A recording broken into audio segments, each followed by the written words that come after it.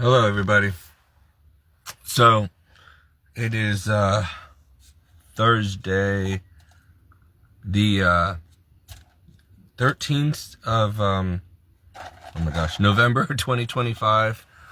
I just got my hair cut and shave, because, with my hands and everything, it's hard for me to shave my face and stuff with the paralysis and everything I go through. And I had to,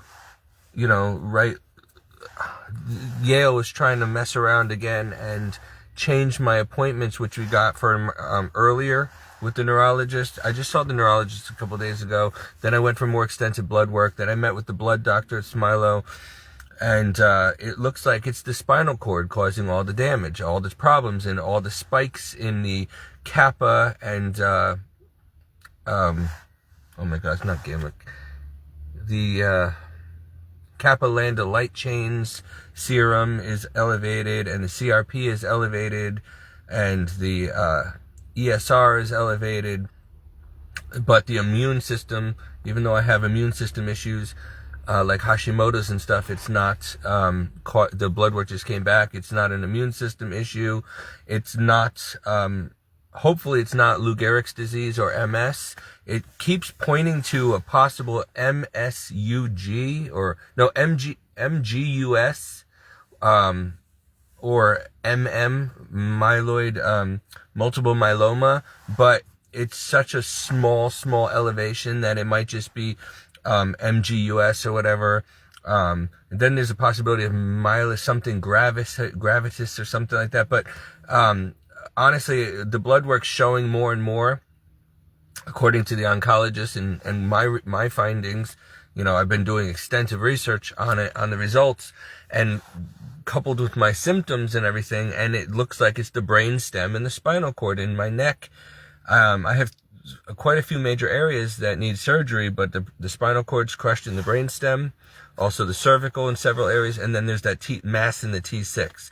So I knew it wasn't cancer. I had a feeling, we can't totally rule it out. It looks like I have a predisposition to multiple myeloma possibly forming in the future. There's definitely some kind of colonal something in my plasma. There's something wrong with my plasma, and we've known this for years. I've been having bone issues and plasma issues and whatever. So they will not be surprised if I do end up with multiple myeloma or leukemia. But in the meantime, the blood work's all showing that there's inflammation and muscle wasting in the blood, and proteins, high C-reactive protein and all that stuff.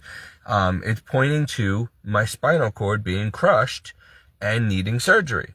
And that's why I'm getting demyelinating and atrophy and trouble walking, trouble talking, swallowing, breathing, stiff person syndrome type symptoms, ALS type symptoms throughout my entire body, twitching, cramping, spasming, painful, tearing cramps, everything, every part of my body, my GI system, my bladder, everything. I'm even getting a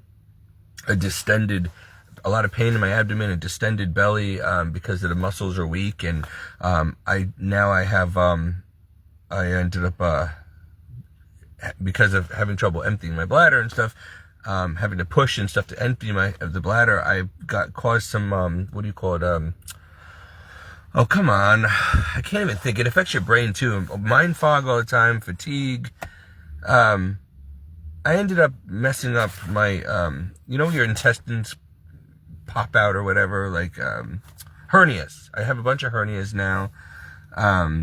So my entire body, my toes curl backwards. It's so, I'm going through so much. And so basically I had it out with the neuro team again, because they keep playing games and making me wait weeks and months to come back and send me back to the surgeon. He doesn't want to help me, send me back to the neurologist. So now we're having an EMG, which they scheduled for like next year. But I literally broke down and cried, and they said, okay, we'll try to get you an emergency visit on the 21st of this month. Otherwise I have to wait till next year. And I'm like, guys, I won't survive till next year if you keep waiting. I'm getting worse by the day. And so, I go in there with all my list of new symptoms, and I show them, it's obvious. And then the neurologist basically just says, oh, he's fine, whatever, no new symptoms, and they lie in the reports. And then, so I had it out with them today. They tried to change my appointment again to next year. And I'm like, no, I'm on a waiting list and I'm supposed to get a sooner appointment, but I had to wait till the 21st as it is. I can't wait for any longer for an EMG. I need it, you're not changing this. I'm not, and so I wrote him a long thing saying, listen, there's a lot of people involved in this now. I sought legal counsel. I have people at church, family, friends. Everybody's concerned about me. My doctors are all saying it's neurological. My eye doctor is now saying it's neurological. Everybody's saying that they see these problems. So you need to get to the bottom of it. I don't care if the blood work is not showing evidence or whatever you think you're saying. Obviously it's the spinal cord. I know that. The surgeons know that. That's why they're trying to tell me to go to Masonicare or Hartford or Bridgeport. They don't want to do it. Deal with it. And so I don't have time. I've been getting so much worse by the day. And, so finally after I wrote him a bunch of strongly worded emails back and forth, and I took screenshots of everything on my chart for Yale, the neurologist got back to me short and sweet. Says, okay, well, you are still scheduled to see me in December, and we have an EMG coming up earlier than expected on this Friday, the 21st. So, we'll be in touch. I'm like, yeah, but you guys are trying to change the appointment and make me wait till next March. Darn well I can. It's affecting my heart and everything. There's a good chance that I could die before, because it's really affecting my heart. My cardiologist is saying, listen, it's not your heart, it's your heart. Your heart's being affected by it. So, hold on a minute. Every time I'm trying to make a video, somebody's got a call from spam or something. So anyway, yeah, it's causing heart problems, the cardiologist said, but it's neurological. It's from the spinal cord. It's causing GI issues. It's coming from the spinal cord, they said. Pulmonary issues, they're saying it's coming from the spinal cord. My ophthalmologist said it's coming from the spinal cord. Everything's coming from, I know that. I've been trying to tell them that. I know. I can feel it. I can't even lay down or sit back in a chair. I know. And, and so then they say, oh, did you try therapy? Maybe you need to see a therapist. You look depressed. I'm like, you want to see what depression is when I pop you in the face? Enough with the therapist. I don't need a therapist. It's not something. That's what you told me the last time, and I needed a surgery. And the time before that, and then I needed a surgery. And the time before that, when I needed a surgery. You always try to make it mental so that you don't have to do anything for me. And I'm sick of it. I fight. I will fight. I definitely advocate for myself and others. Donna wouldn't even be alive today, nor would my stepmother, if I didn't advocate and fight and know what to say and do my research and throw medical terms at them that they don't expect you to know. Okay, it's sad that you really have to keep making a lot of noise in order to be taken seriously or heard. So they're playing all kinds of games, and I am not well enough to be driving all the way up to Hartford or Bridgeport or whatever. I can't leave Donna that long. This is ridiculous. They've been taking care of me for years. They need to fix this. They caused it. They know what's going on. I'm so tired of this. They keep saying, oh, it's not an insurance issue. We get paid no matter what. Oh, yeah. Well, then why do you treat me third rate? So, I don't know what games they're playing, but, they're trying to pull another stunt again on my chart. So last week when I went to see the neurologist, I waited over a month or two for an EMG. Very important to test my muscle, the atrophy and stuff. And the morning I got there, it changed. I got locked out of my chart, and it went from saying that I had an EMG scheduled by the neurosurgeon to, just a visit with the neurologist. And I'm like, no, I'm here for an EMG. I came all the way down to Howard Avenue. I've been waiting a month for this EMG. I can't wait any longer. Oh, well, no, you're just scheduled for a consult. I'm like, I don't need another consult. I've seen this neurologist 5 times already. The neurosurgeon put in for an EMG weeks ago and almost a month ago, and now I need it. Well, we're not going to do it today. I'm like, you changed it. I saw it in my chart. No, it was never there. I'm like, yes, it was. I took screenshots. Don't lie to me. You changed it from EMG appointment to consult with a neurologist. So then they tried to push the EMG till January 30th or 29th of next year. And I'm like, so I literally broke down and in front of the receptionist and started crying. And she goes, this other lady, this other receptionist, she goes, you know what? I know what they're doing to him. Hold on. Here's what you do, honey. And she was telling the new girl, she goes, listen, go in here, type this up, send it to all the neurologists, all the surgeons. I want them on blast. They can't do this to this guy. He needs to be seen right away. Look at him. He can barely stand. He can't even use his hand. I know. She's like, honey, I'll take charge. I can't promise you, but I'm going to try to get you the soonest possible appointment. She goes, how about this? She goes, 8 o'clock, or 8:45 on the 21st, on Friday. And I'm at Long Wharf. I'm okay. I'm like, I guess. She goes, but we're going to put you on a cancellation list. Hopefully something will come sooner because that's still a couple weeks away. But, you know, it's better than waiting until January 29th. And she goes, you can't wait that long. I'm like, I know that. I keep telling them that. And then they sent me for blood work, and then they messed up the blood work, and they said they messed it up. I knew it when I was there. I'm like, I'm trusting my gut instinct. The Holy Spirit's telling me that there's something wrong with this blood work. Are you sure you did it right? And the girl's like, I know my job. And I'm like, I really feel strongly that you're missing something. Something's wrong. She goes, I know my job. It's all here. I'm like, are you sure it's all there? It's all there. I'm like, look, I'm not a blood specialist or a botanist or whatever you call it. Not a botanist. What do you call the people who draw blood? But anyway, I'm like, but I'm telling you, maybe just from experience here, because it happens all the time. She goes, it's not going to happen. I'm like, it happens all the time. I always end up having to come back. So the blood work gets messed up, or you forgot to do a test, or you used the wrong vial. I sense it. I'm telling you something's wrong. She goes, sir, you're all set. It's done. It's all here. I said, can I see him? And she goes, you're not going to know what you're looking at, but here. And she's like, it's all here. I'm like, oh. The next 2 days later, I get a call. Oh, I'm sorry, they messed up the blood work. You're going to have to go back. And I'm like, I knew it. I told her, nobody listens to me. What is the point of having supernatural gifts if nobody listens to me? I hate it. I hate that I'm right all the time. What's the point? So I had to go all the way back to Smilo and do more blood work because she used the wrong tubes or something.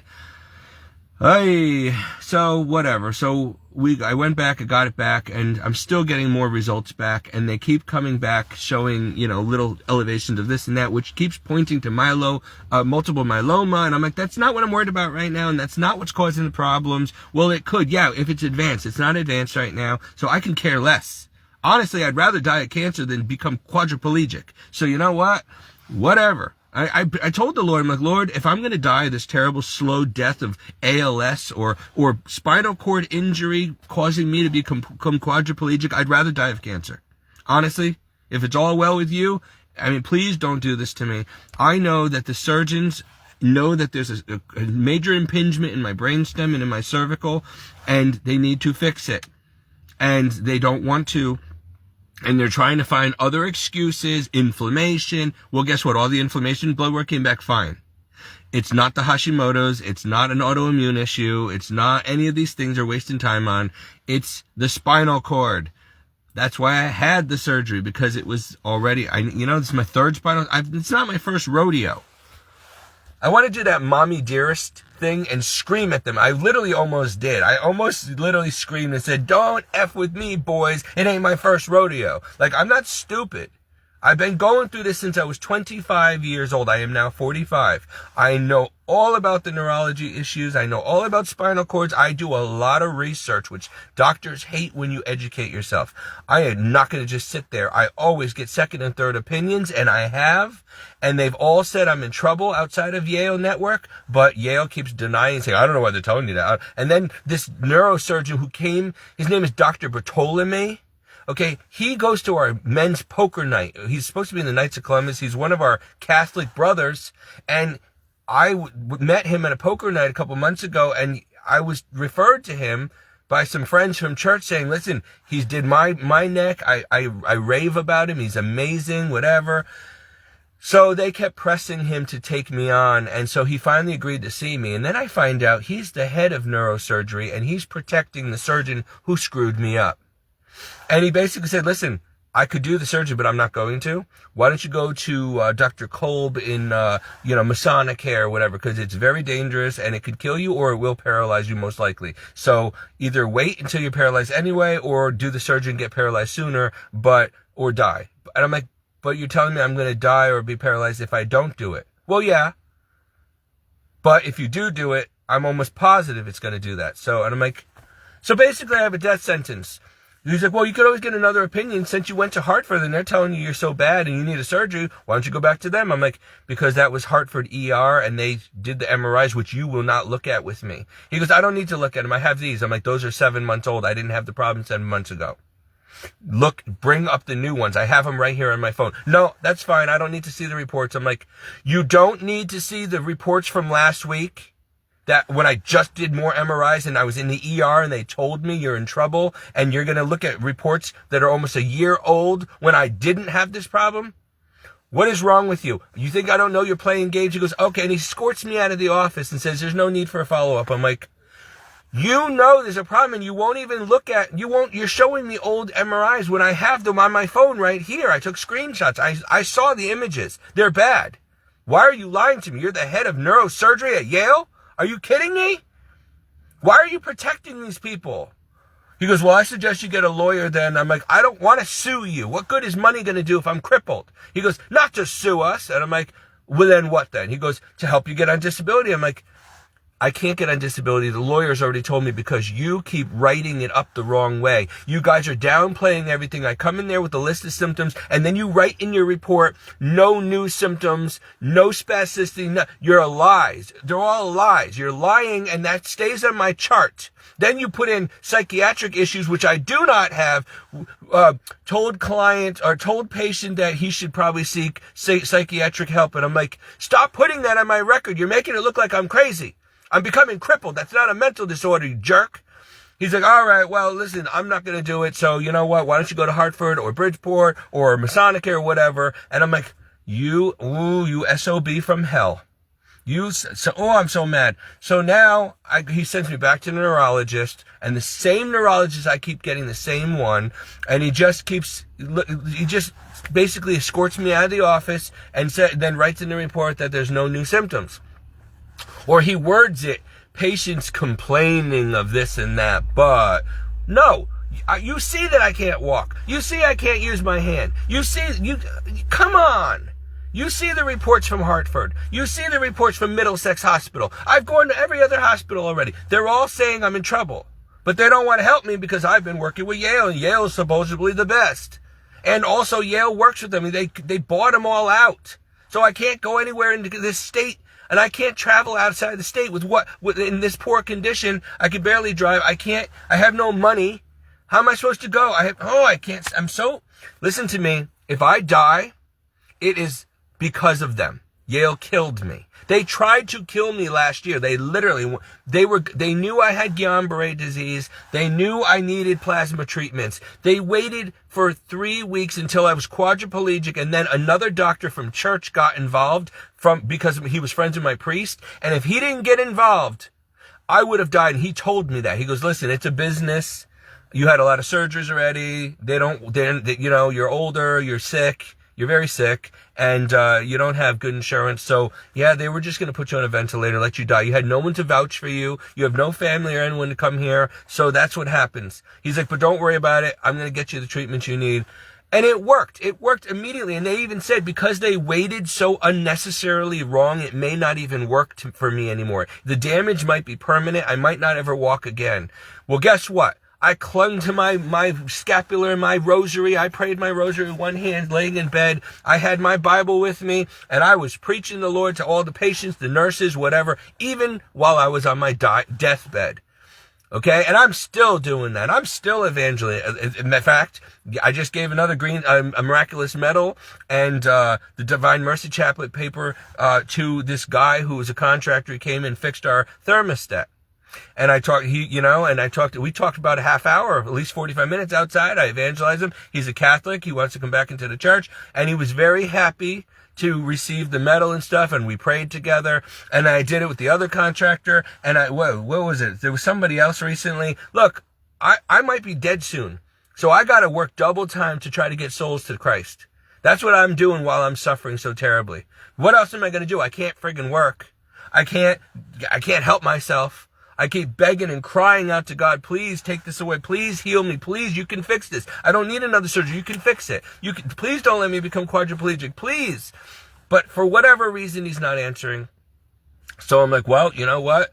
I still have to do my job for the Lord. I still have to die a saint. I still have to reach people with the truth of the gospel. I'm not going to let the devil make me stop preaching these end times messages because he's killing me. Then kill me. But I'm going to preach until my last breath. I'm going to tell people we are in the end times, that Jesus Christ is Lord, that his mother is very important to Catholicism, that there is a heaven and a hell, and you need to repent of your sins, and you need to be holy. This is not an option. Few are saved. Few. If the saints and angels were barely, God didn't spare the angels or his own son, he's not going to spare us. He didn't spare Sodom and Gomorrah. He didn't spare the world during the flood of Noah. He didn't spare Adam and Eve, and he's not going to spare you and I. Just going to church is not enough. You need to live it 24/7. You need to be thinking about Jesus 24/7. You need to live like St. Padre Pio, Mother Teresa, Pier Giorgio Frassati. You need to learn from the saints and be one. Be one. You can't be like them, but you could be your own. Like me, I have to be St. Stephen Danello. The one and only, thank God. But I can't be Pio, I can't be Frassati, I can't be Carlo Acutis, but I can be Steve Danello. And that's what God expects. He doesn't care how bad your past was. He wants to see the end results. Where he took you from and where you ended up. That's what matters. So I make these videos still. I've been so sick I can't make that many anymore. And honestly, I've beaten a dead horse. I've told you all pretty much everything. Now everything's happening. If you pay attention to what I've said, if you ever watched my videos all these years, you would see that everything I said is now coming to pass. I don't need to prove it. It's self-fulfilling prophecy. Read the Bible for starters. It's in there.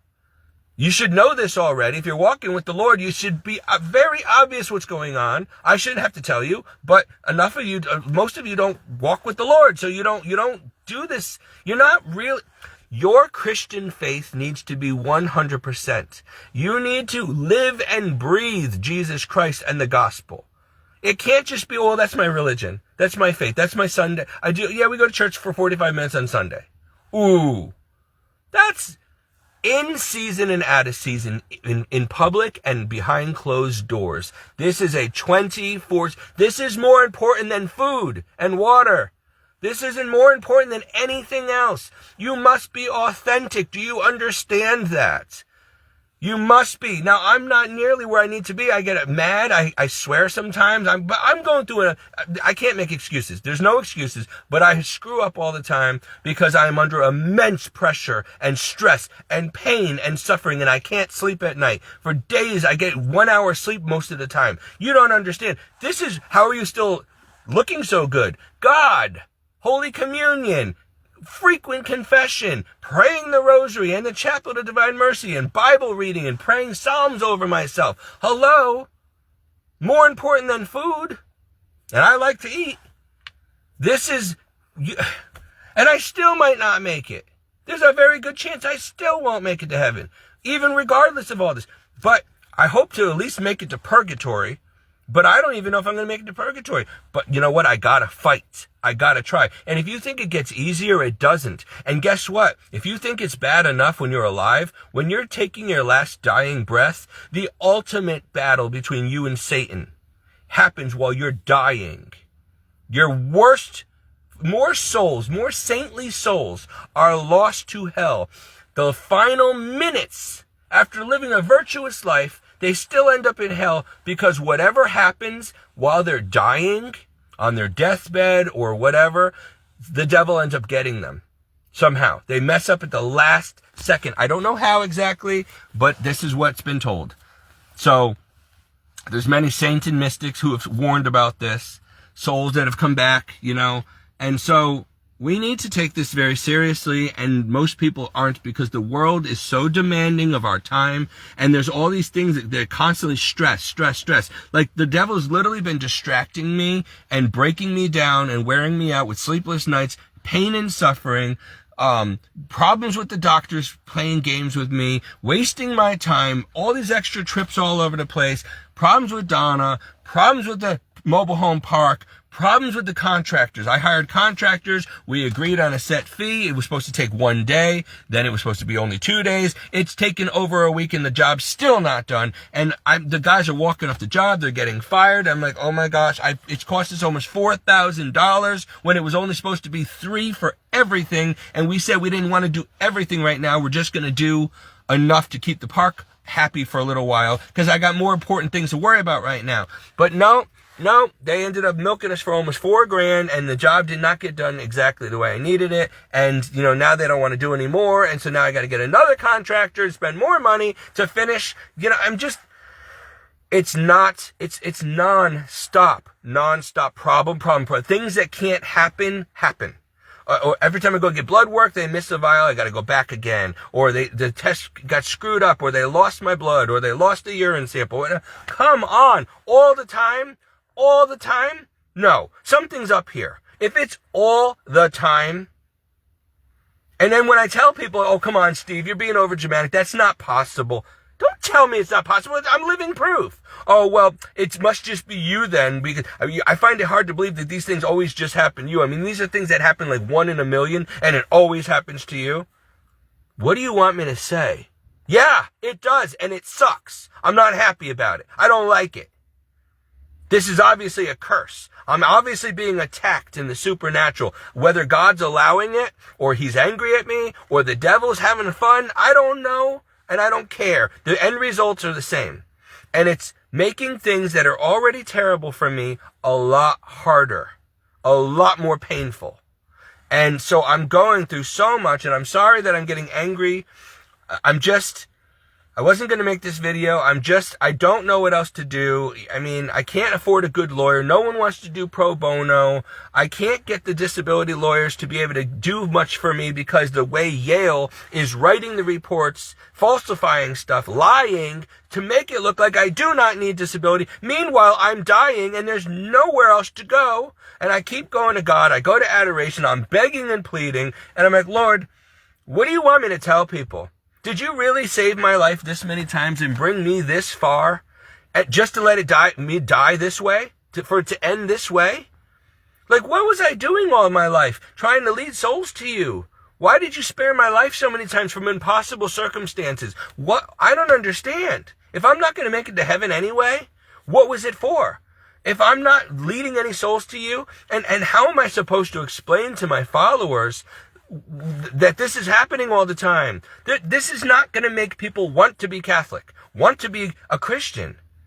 Can you blame them? I mean, I understand that the road to the cross is full of trials and tribulations and attacks from the enemy. If you do it right, you're gonna go through this. That's why people don't want to be real Christians. They'll go to church, they'll say, oh, I know Jesus, kumbaya, but they don't want to do the spiritual battle. They don't want to be all in. They don't want to be 100% Christian. They don't want to be a serious Christian because that requires suffering, trials, tribulation, persecution, sacrifice, loss. Oh my gosh, it's literally death. Death. Every day, road of the cross. You're going to feel like Jesus going to Calvary every day when you're trying to do this right. That's why most of you are what's called lukewarm. You're Christian or Catholic by title, maybe you say a few prayers, whatever, but you're not suffering. You don't have the devil showing up in your bedroom where you can't even tell people because they're going to put you in a loony bin. So you have to keep it to yourself between you and God because nobody would believe you. And I mean, you don't go through all of this. Listen, if the devil's doing this to me, there's a reason. He is nonstop and there's got to be a reason. But I want to know why the Lord is allowing it all the time with no reprieve. I'm like, Lord, please. Have I not proven my faith to you? Have I not proven that I love you? Have I not proven that I'm not going to lose my faith? How many more times must I be in death's bed? How many more times must what are you doing? Like, enough of this. I'm really starting to think, God, that you're angry at me yourself. I don't know. I'm sure I have merited it. I'm sure I did something wrong to deserve it. And I'm scared because if God is against me, no one can help me. There's no hope. It's, the Bible talks about how some people God will keep them cursed under a curse until the day of judgment. It's like a foretaste of hell. But, there's like a fine line. It's not like I can call Jesus up on the phone and say, hey, are we good? I mean, is this why? Because I do know this, Lord, nothing can happen, good or bad, unless you allow it. So if you're allowing this, if you're allowing my enemies to curse me or the devil to do this to me or whatever, you're allowing it. And I don't know if it's to chastise me. I don't know if it's to test me. I don't know if it's to punish me. I don't know if you've turned me over to a reprobate mind or handed me over to be sifted like wheat. I don't know if I failed. I don't know why you're doing it. I really don't know. If you're going to plan on pulling some serious miracle, so that everybody knows that was God again. But Lord, we've done this so many times. How many times have I been crippled? How many times have I been in hospital? How many times have I almost died? And then you saved me at the last minute. And people get it. Okay, the Lord is with me. He's helped me many times. Why do I have to keep going through this? Like, how many times? God forgive me. He's going to get angry at me for complaining. I'm not being a good example right now. But I'm only human and I'm at my wit's end. I'm in terrible pain right now. My muscles are cramping everywhere. I can't even give you the laundry list of symptoms that I'm dealing with now that have been progressive, more and more adding to my plate every day now. Not just weekly, monthly, daily now. And I got to keep arguing and fighting with Yale, with the surgeons, with the neurologists. I try to run to the priest. They don't seem to take me seriously. Now people are saying, Steve, come on. You've been crying the blues for so long. You've been dying for years. You've been going through this. Oh, well, maybe you're just over exaggerating. Maybe it's not that bad. Because I try hard to look. I still get my hair cut. I still get my face shaved. I try to look, and I keep making videos. I keep going to church because I keep functioning. You guys mistake that as, oh, he's not that bad. I am that bad. And that's why you're not taking it seriously. You're waiting for me to be like this. And it's going to happen pretty soon, but you're waiting for me to be like this before you actually say, oh, he wasn't kidding. He really is. No, duh, Sherlock. Well, how is it that you still have faith? People ask me. Because you can't just lose your faith just because all things are going wrong. Look, whether God hates me or loves me, he's still God. He's still real. Heaven and hell are still very real places. You need to know that. Nothing changes. Whether I live or die, nothing changes. Whether God heals me or I die, nothing changes the reality. The truth, Jesus Christ is Lord. Heaven and hell are real. We are all going to die sooner or later, and we are going to spend eternity in one of those places, and most people are going down. That's the reality, folks. So it doesn't matter. I'm not going to forget that I saw Jesus and his mother in 2018 and other times just because everything's going wrong. I can't just erase everything I know. It took me 45 years to get where I am, of terrible sufferings and supernatural experiences since I was like 5. Before that. You can't just erase all that from your memory and forget it all and pretend it doesn't exist. There's no denying the truth that I know. I know Jesus is real. I know the Bible's true. I know the Blessed Mother's real. I know that there's a hell. I know there's a heaven. I know.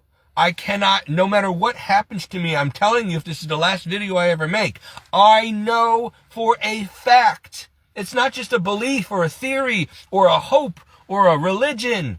I know. I'm telling you as a fact. I have seen. It is real. There's no denying it. Put a bullet in my head. Please cut my head off right now. I am not denying what I know. I can't. Why would I do that? How can you once you know? That's like seeing the sun in the sky and feeling its warmth and then trying to live as if there's no sun. Trying to say, oh, there's no sun. There's no such thing as sun. There's no moon and stars and sun. It doesn't exist. What are you talking about? You see it. You felt it. You've experienced it. Well, maybe it was just, how can you second guess something that you know for a fact? I'm just so tired of arguing with people into stupidity. Lukewarm Christians are worse than non-Christians. You really are. And that's why Jesus said he can't stand you either. He'll vomit you out of his mouth. He'd rather you hot or cold than not lukewarm. Because when you have to argue with people who are just playing church, or, oh, I'm a Christian, but they don't do anything Christian. They're like Judas Iscariot. They don't resemble, dress, talk, live, go to church, pray, nothing like a real Christian. So what you're saying is you were baptized maybe, and you know who Jesus is. You've heard of him. Yeah, you believe in him. Yeah, you believe the Bible. Okay, but that's the extent of it. Maybe you go to church once in a while. That's the extent of it. Maybe you go to church every week. But still, that's the extent of it. You're lacking fruit. You're lacking faith. You're lacking the corporal and spiritual works of mercy.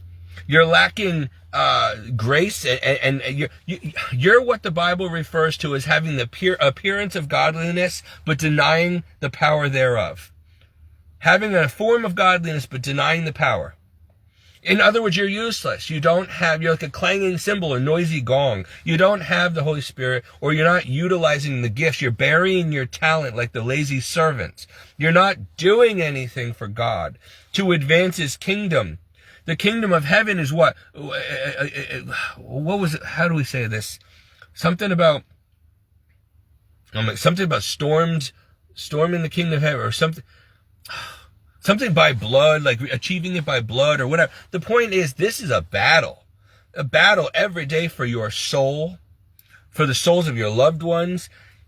But most of you are just, well, I'm too busy with my 9 to 5. I'm too busy with all the problems of life. I got a cancer diagnosis. I got bills to pay. It's tax season. I got a demanding boss. My kid's sick. But okay, that's life. But that's why, now do you understand why Jesus said most people aren't going to go to heaven?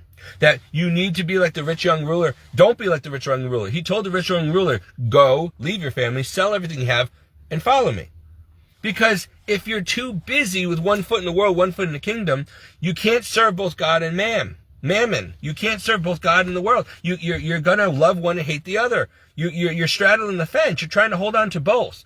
You're saying, well, just in case, I'm going to keep my upper middle class lifestyle, just in case. Because this might be the only heaven I get. Or what if we're wrong and God doesn't exist? Or what, or what if we all go to heaven anyway? Or what? So you're playing games. Folks, the whole world, look at this. This is the world.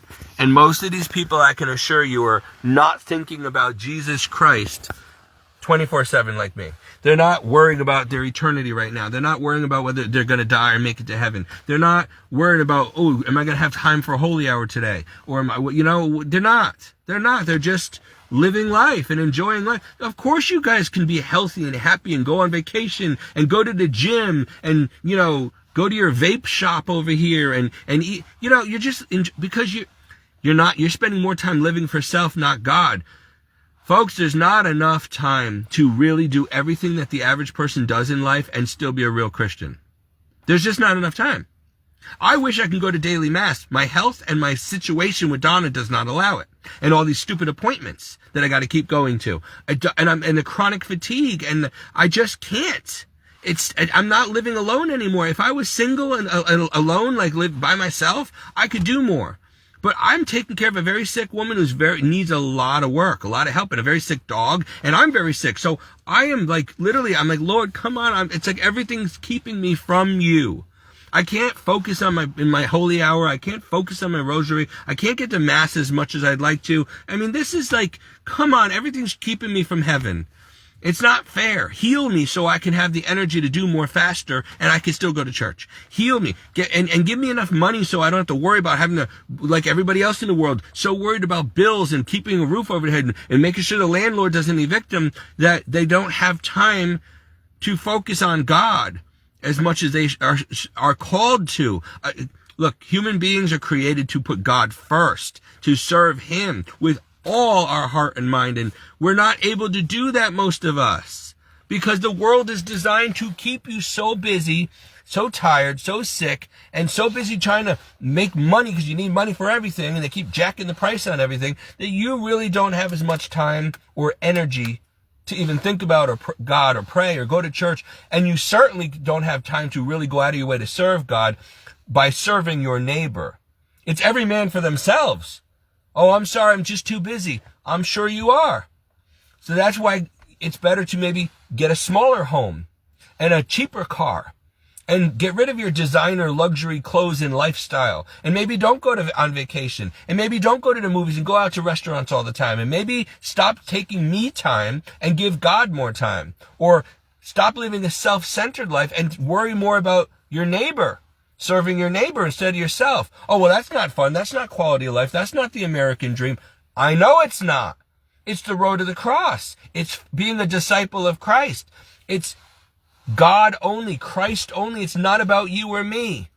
It's about our God and neighbor, loving God and loving neighbor. We come last. It's not about what we want, how we want to live, what we want to. It's not, we're dead. You died in Christ in baptism. You're no longer you who lives, but Christ who lives in you.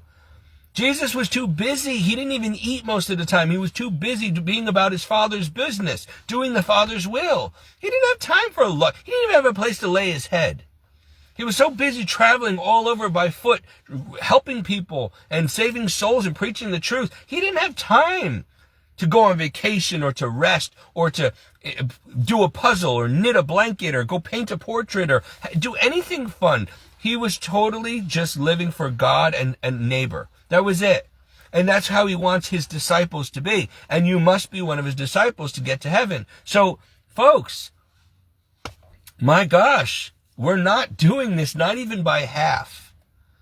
Not even the people in church. Not even your priests are doing it right anymore. They rush through Mass, and then they don't have time for confession. They say, oh, I got to go. And then you see them at the liquor store because they're getting a bottle of wine so they can go to dinner with their friends or whatever. You see them live, especially secular priests, which is why religious priests like Padre Pio have a better chance of being saints and getting to heaven than secular clerical priests. You know, because diocesan priests live very much like you and I, except it's more like a career for them than it is a vocation. They're not living a holy saintly life, a lot of them. It's just a job to them. We're just a number to them. They're not seeing it like people like St. Teresa of Calcutta or Padre Pio or St. Francis Xavier Cabrini, which, God bless you, Mother Cabrini, today's your day. And I pray for your intercession. You know, I mean, look at these people. Watch that movie Cabrini. See how a real Catholic lives. A real saint in the making lives. It is so selfless, not self-centered. It is so all about God and neighbor. There's very little time, if anything, for themselves. That is what Jesus told us to do, really. Do you understand that if people actually, like all the Christians today, actually realized how far off base they are, that they would just give up their Christianity? They would not even bother because they would say, oh, this is impossible. It's too hard. Who could be saved? And Jesus would say, with man, it's impossible. With God, all things are possible. So you need God. They would walk away from the faith. The churches would be empty because if they realize how demanding it really is, what God really expects of anyone who wishes to be a Christian, who wishes to be a disciple and go to heaven, you don't get to have a luxurious home. You don't get to have a happy, comfortable life. You depend on him for everything like a little child depends on their father. For everything. You run everything by God. You no longer have your own free will or you give up you're a slave. You are a slave. A slave is not an employee who has rights. A slave don't have rights. The master says jump, you say how high. He says pick cotton, you say how many bushels. You don't have a choice. Jesus wants you to be his slave. A real saint is a slave of God. Now, he doesn't treat you harshly like the devil, like some harsh taskmaster. He could, but he doesn't. He treats you more like an employee or a friend. But nevertheless, don't forget. That's like if I were to get a job and get close to my boss or the owner of a company, and he starts favoring me and gives me an elevated position. Maybe I'm his assistant.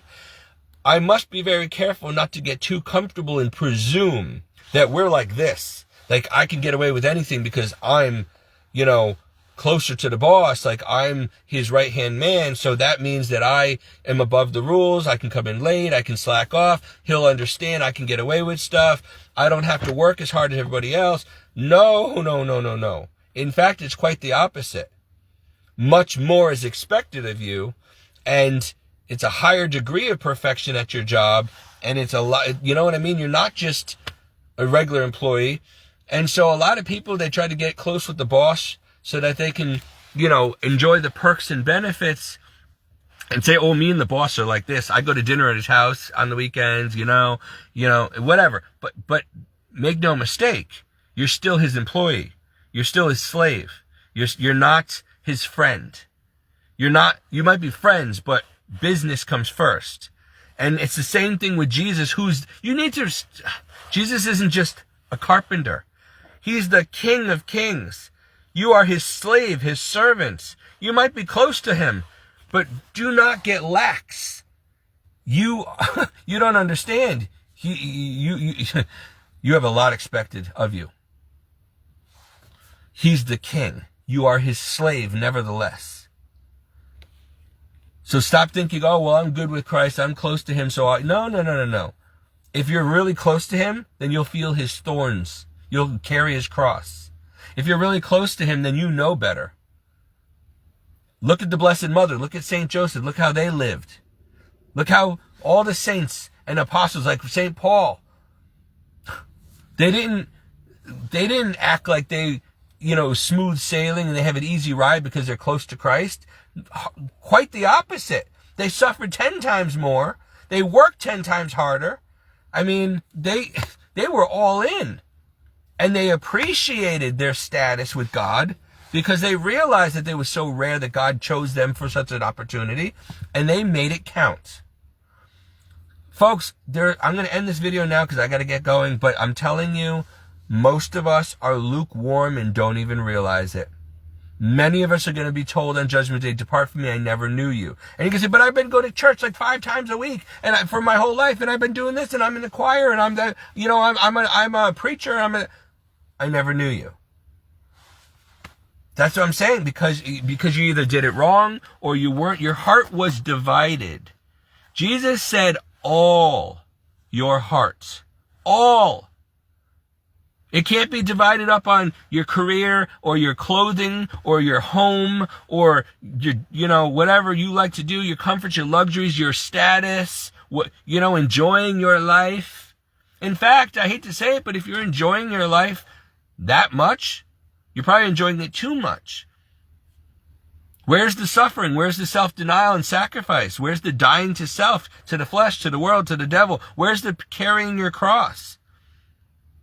Where is the Christ-likeness in you and I that is necessary to get to heaven? If God doesn't see his Son in us, we're not getting in.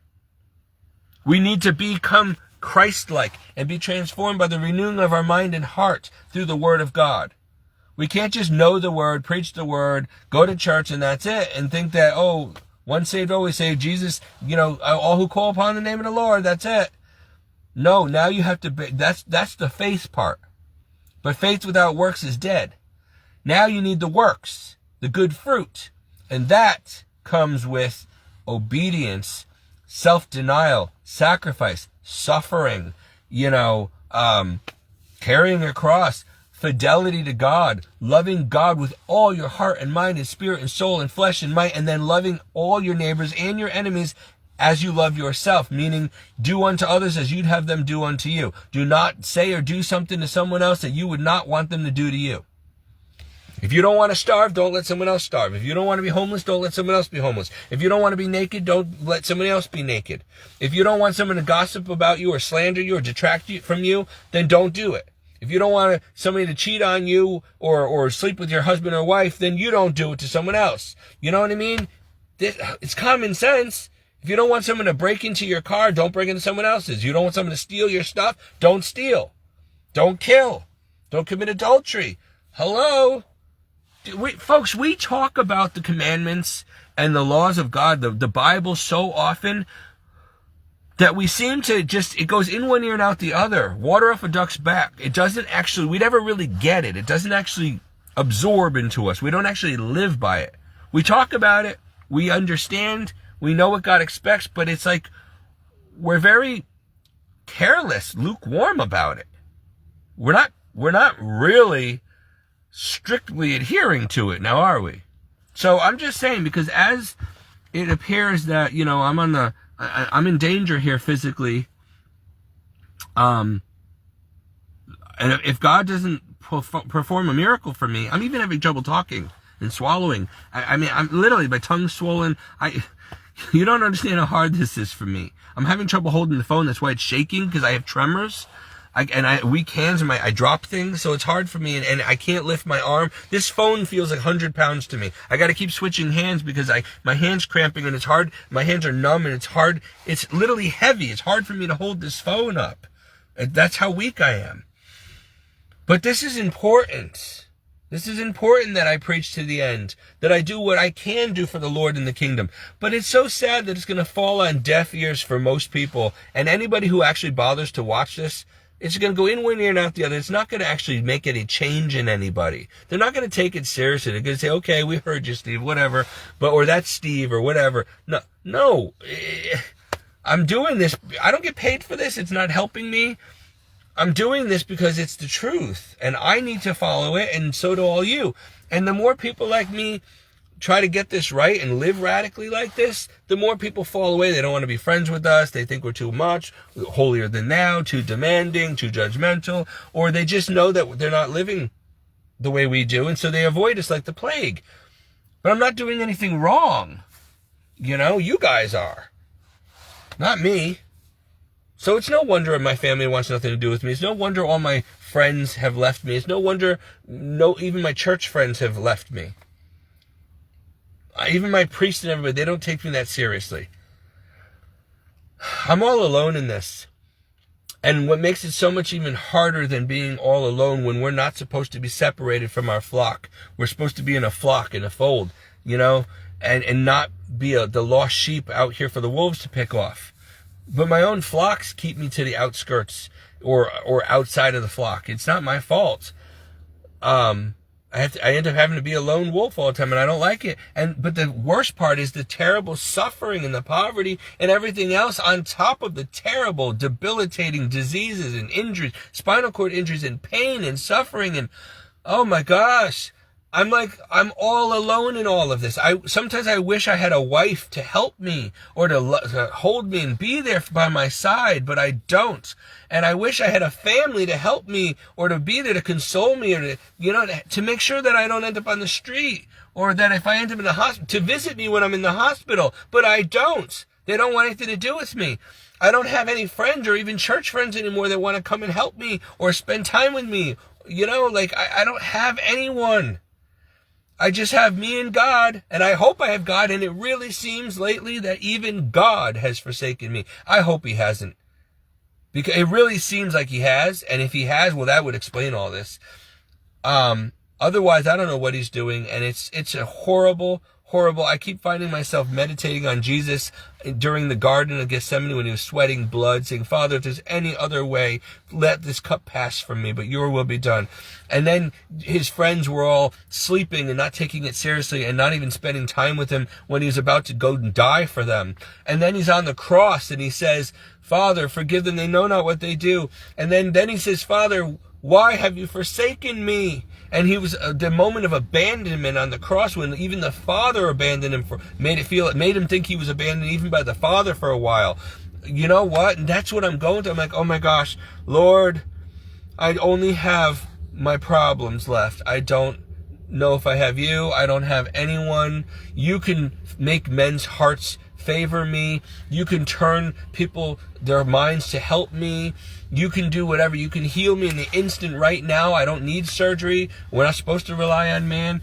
There's nothing impossible for God. So why, Lord, are you not healing me?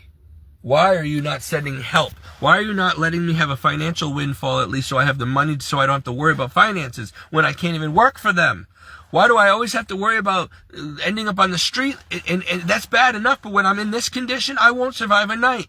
Well, I mean, I can't work. I can't get a job. I don't have a family. I don't have a social life. I don't have comforts or luxury. I don't have money. I don't have a career. I don't have a vocation. I don't have health. Your health is your wealth. I don't have anything left. So you know what? If I die, I'm like, good, as long as I don't end up in hell, because that's like out of the pot into the fire. Like into the out of the frying pan and into the flames. Like that's even worse. So I'm not looking forward to going worse. This life is bad enough. I don't want to end up in hell or purgatory. You know, so, and I'm probably going to at least get to purgatory, because there's no way I can go straight to heaven with the way I've lived, the way I still am. So I hope and pray that I at least make it to the flames of purgatory and not permanent hell for all eternity, because my life has been a living hell. Whether I created it to be this way and caused it to be this way, I don't know, but it's been a living hell. And yet I hold on to the one thing I do know for sure: Jesus Christ. Even if he doesn't want me, I hold on to my faith, my Catholic faith. I evangelize. I try to lead more souls to Christ. I still pray for people. I offer up my sufferings for people. I still try to be a saintly Catholic, regardless of all of this that I'm going through. When most people would have killed themselves already, or given up, or turned against God after all this time, being like, Lord, why are you doing this to me? They would fall out of love with him. They'd be angry at him. They would stop going to church. They would give up. They would lose their faith. They'd lose all hope. They certainly wouldn't want to keep pressing in and praying and reading more Bible scriptures and trying to evangelize when their own life is a train wreck. So in that way, I guess I can kind of relate to Job. But I'm not Job, because he was being tested because he was a righteous man. I'm not righteous. I've never been holy and righteous. Job never did anything wrong. He doesn't have a whole list of over 100 people he slept with in his life, men and women. He didn't dabble in drugs. I mean, come on. Job did not live the life of Steve Dinello in the year 2025, or Steve Dinello when he was growing up from 1980. You know, like the things that Steve Dinello did. And there's no way. The more I think about my past, even though I've confessed him, I've repented, I've gone to confession 1,000,000 times, I'm sorry, truly sorry, and contrite about it. The point is, all these super saints and doctors of the church, they did not live the life I lived. They did not live the terrible, do the sins and abominations I've committed. They did not. So if they were barely saved, I don't see how I even have a chance. But, like St. Paul says, we must persevere to the end. We must win the crown. We must keep trying. You have to try, because if you don't try, you're definitely not going to have a chance at getting to heaven or purgatory. So I have to try. I have to try. And what am I going to do? Just go back into the world and go back to my old sinful ways again? For what? Not only to make sure I go to hell for sure and betray God like that after all he's done for me? No. But for why would I want to go back and live an evil, hell-bound life, a lie, a deception? Why would I want to do that now that I know the truth? Now that I know the light and I'm walking in the light, now that I know the difference between light and dark, good and evil, right and wrong, why would I want to go back into darkness, evil, deception, and live a lie and then end up in hell? Why would I want to do that? I've come so far. I've suffered so much because of this. I'm not going to just give up now. Failure's not an option. I can't give up. I got to do this till I take my last dying breath and hope and pray that I make the cut. It's really sad when I see people who are on their deathbed and they don't want God, they don't believe in God. I don't know what they think they're going to do when they take their last dying breath, but you can't even pray for them. And they just don't believe it. I'm like, oh my God, have mercy on them. They know not what they do. Or they're too worried about filling their bucket list instead of getting close to God so they could have a chance at least getting to purgatory. And making their death count and offering up their sufferings to convert and save other souls and heal people and help people. That's what I do with it. That's what we're supposed to do with it. And then there's people who do not have all the problems I have. They didn't have a family who forsook them and abandoned them and orphaned them. They don't have friends who walked away and rejected them. They're not in a parish community that doesn't want anything to do with them, or even the priests don't take them seriously. They don't have homelessness and joblessness and debilitating neurological diseases and spinal damage that causes Lou Gehrig's symptoms every day. Or it's like living with Lou Gehrig's and MS. You don't know what it's like. Most people have never had to and never will go through what I've gone through and what many go through. And when people do go through this stuff, they hardly ever have faith or keep their faith. And that's real sad. That's a real darn tragedy, because you definitely need God during times like this. And I mean, what else do you have at that point? If I didn't have my faith, I would not be alive today. I would not have made it this far. There would be no hope and nothing to keep me even bothering trying to survive like this every day, because I suffer so much. I just want it to be over. And if I didn't have faith, if I didn't know there was a heaven and a hell, I would have taken my life years ago, or I would have died already of a broken heart. I would have given up. I wouldn't have kept fighting and praying to stay alive. You know? I would have given up. I would have been dead a long time ago. I would have been smashed up in that car accident when I was 16 years old. I wouldn't have survived that if I didn't have faith back then. What about all the boating accidents when I broke my back, plane crashes, guns in my face, anaphylactic shock 3 times, overdoses, suicide attempts? I mean, I've gone through so much, and praise the Lord, I'm still here at 45 years old. Do you know that most of my friends are already dead? They died in their teens, 20s, and late 30s. Cancer, car accidents, overdoses, murder, suicide. I don't have any friends left. All my close friends are dead. All the friends that loved me are dead. My family members who truly loved me, they're all dead. The ones who don't really love me, they're still alive, and they won't talk to me. All my closest church friends are either dead or they've abandoned me.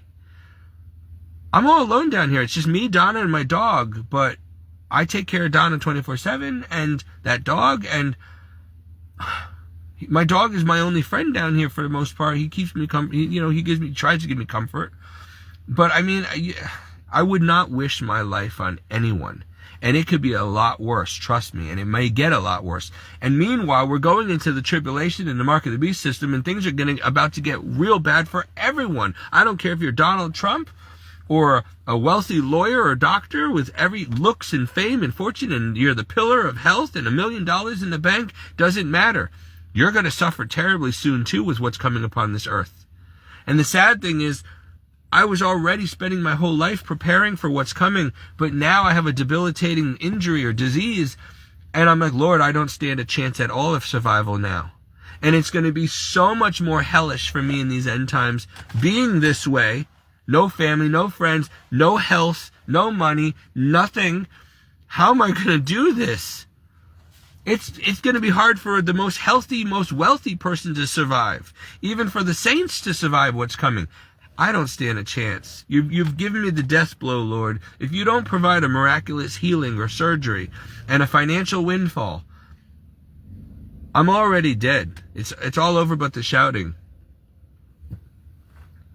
So I could at least look forward to eternity in heaven eventually, and that's what I'm working on.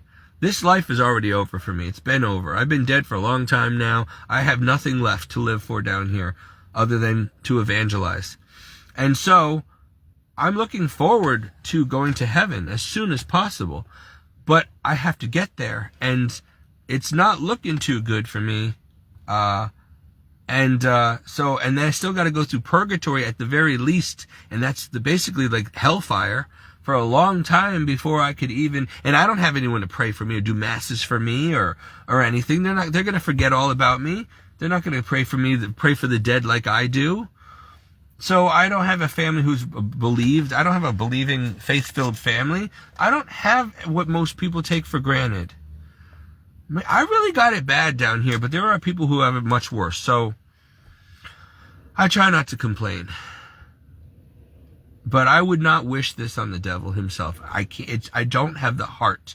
What I go through, mental, physical, spiritual, and financial suffering, and social suffering, I get it all. I would not wish this on my worst enemy.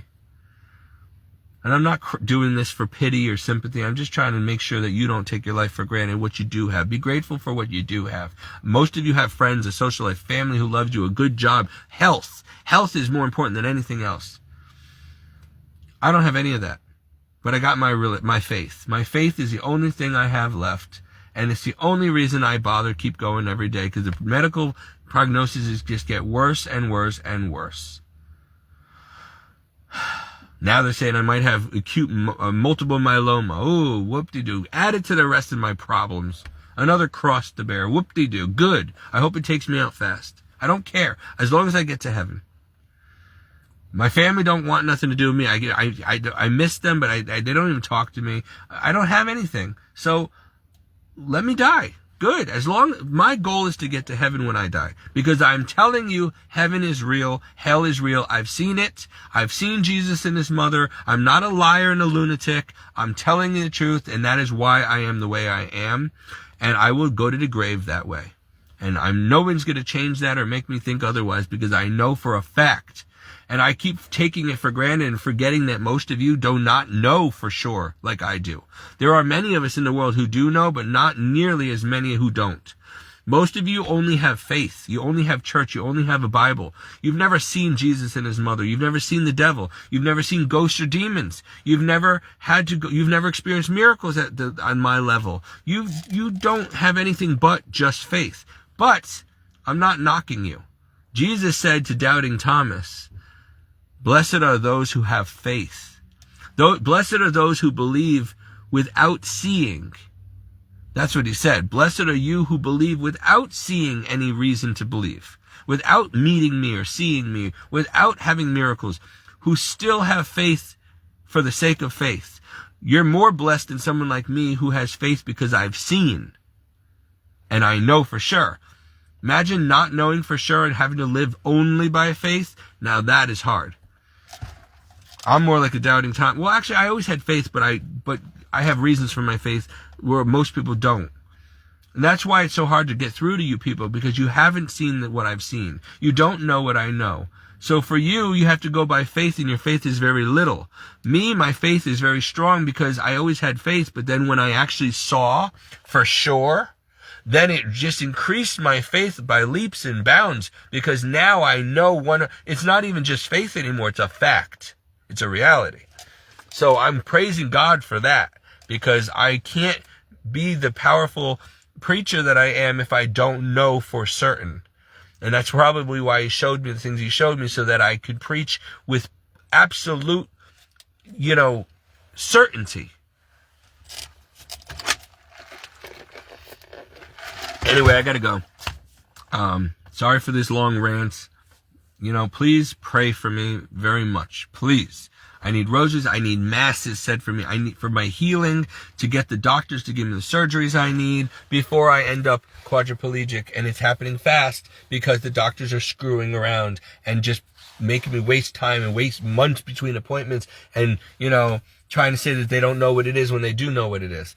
And I know what it is. Everybody knows what it is except for the ones who need to know what it is. And so the top doctors, the surgeons, they're the ones that say I don't have a problem when everybody else knows that I do. Every other doctor and specialist says I do. They don't have to be a neurosurgeon to know that the spinal cord is causing my problems.